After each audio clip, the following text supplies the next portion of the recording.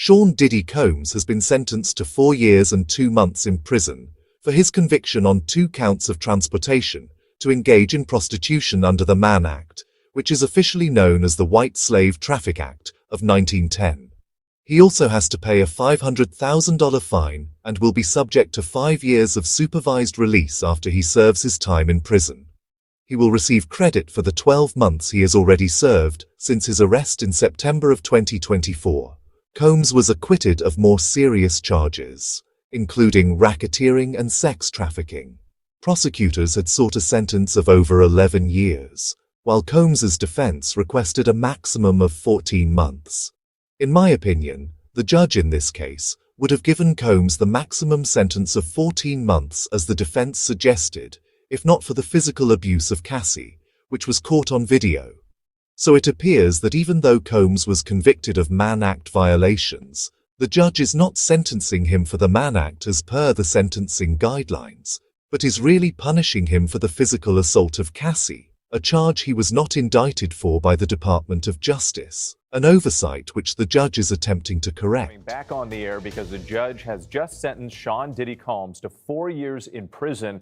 He was found guilty over the summer on 2 counts of transportation to engage in prostitution in connection with his ex-girlfriend Cassie Ventura and another woman, but was acquitted on more serious charges that could have sent him to prison for life. Let's get right to our chief investigative correspondent, Aaron Katersky, who's been following. This was a very long sentencing hearing which Sean Combs himself, once larger than life, was left begging for mercy, standing at the defense table, telling the judge that he's a changed man, apologizing for his behavior.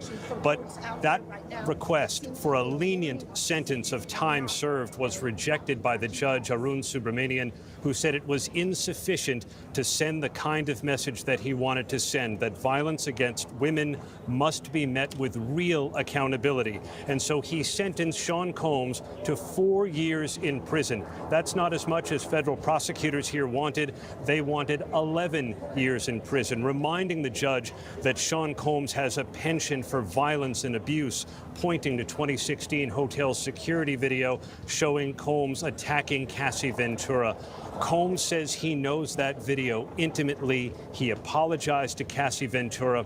The judge said 11 years was unreasonable, but 4 years is just the right amount, the judge said, to send a message to Sean Combs, to victims of domestic violence, that their accounts will be taken seriously.